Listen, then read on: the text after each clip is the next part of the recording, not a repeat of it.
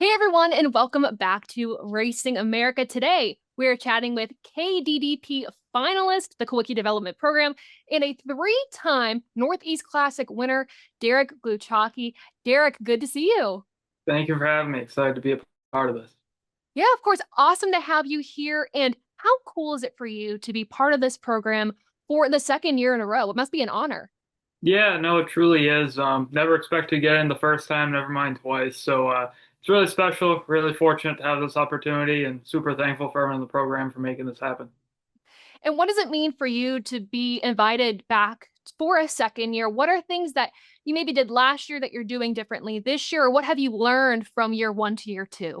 Yeah, I think we had a really strong, performance last year, finishing second to Ty. He had a really good year on the racetrack, so congrats to him again for that. But I think we did a lot of really good charity stuff last year, so we're just really trying to build on that some more. We raised over $7,000, so our goal this year is up to $10,000 for Make a Wish and American Foundation Suicide Prevention. So just trying to have a solid year on the racetrack like we did last year, and improve upon charity stuff where we can. You talk about the charity stuff. For something for me that's really important is, mental health awareness. Do you mind kind of talking more about the work that you do, with that organization and even too as an athlete, talking about mental health and just making sure that you're okay? Yeah, absolutely.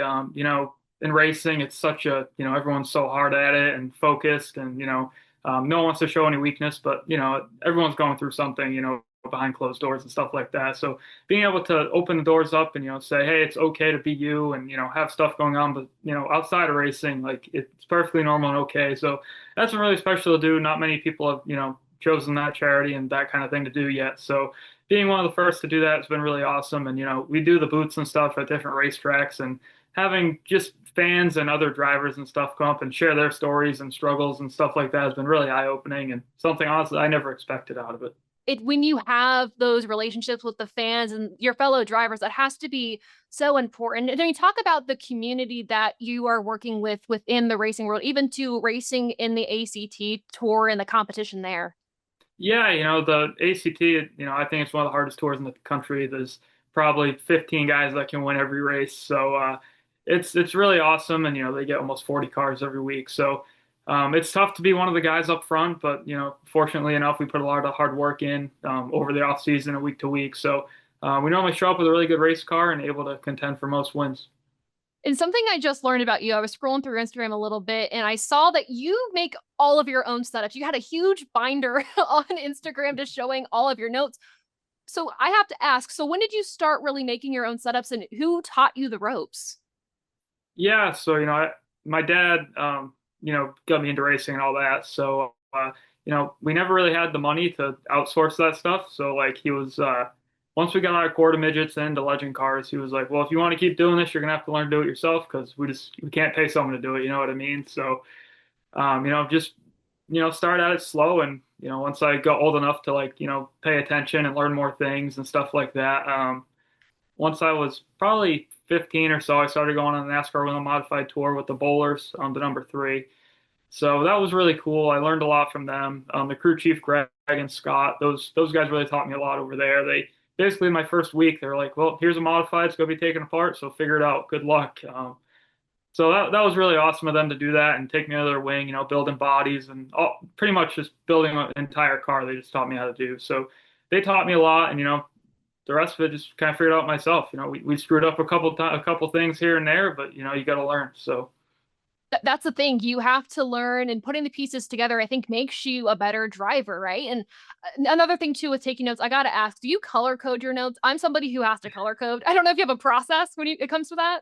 yeah, I mean, somewhat here and there. I mean, we have one of my crew guys, Chad. He's really good at taking notes, good handwriting, all that kind of thing. Because when I rush, you can't read it. So, Oh yeah.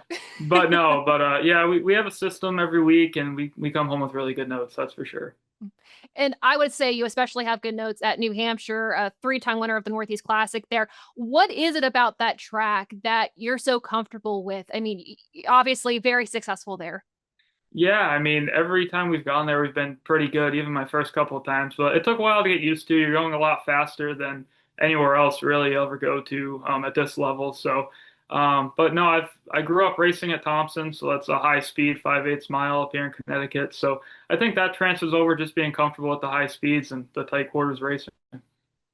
When it comes to racing, talking about this season a bit, I know it's been a bit of a tougher season, but something that I feel is great with your team is you have that never give up attitude.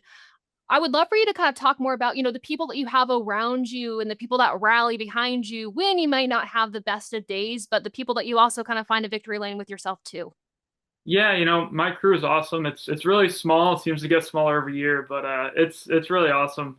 Me and my uncle do all the work to the race car, so he's on me all week. Talking over stuff and just making plans and stuff like that. But honestly, my fiance Maddie's the most honest person with me. When I screw up, she's right on me for it. So having her in my corner is really awesome, and she reward makes it exciting when we win. But on the bad days that you're going to have in this sport, she's right there to either whatever needs to be done, right? But no, just my whole crew is really awesome. It's all family, friends, and stuff. No one's paid or anything like that. My spotter Kurt, he's really awesome. I mean, without him, I don't think I would win half these races. He talks me through a lot, and just a huge help on the racetrack for sure. When it comes to spotting, are you a driver that likes to have all of the information that you can possibly have? Are you the type of driver that likes to kind of have it more quiet on the radio or just quiet when it comes to communication? Yeah, I mean, I like it straightforward. I don't like a lot of words, you know what I mean? Just a distraction. But as much information as I can get is the more tools I have. So For sure. And you mentioned fiance. First off, congratulations. That's exciting news. thank When you. it comes to that, like, are you balancing like wedding planning with racing? Has that been a little stressful, a little fun at the same time? Yeah, it's definitely stressful. Thankfully, she's taken on a lot of it. But when I can, I help out, and it's honest. It's been a lot of fun just going through the whole experience. It has to be so cool for her, your entire family, and your crew to see you back as part of the KDDP program. What does it mean for you to carry on Alan Kulwicki's legacy through this program and really just showing what the drivers can do in the Northeast and advancing his legacy? Yeah, it's such an honor. Everything he stood for, just being the little guy in the big person sport and the big teams and his small team.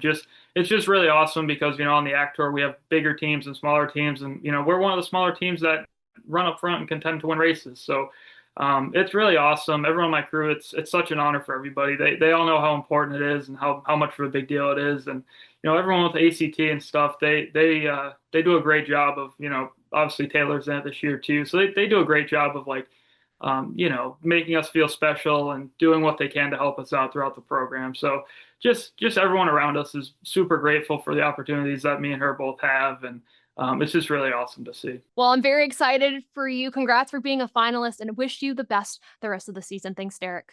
Thank you. I appreciate it.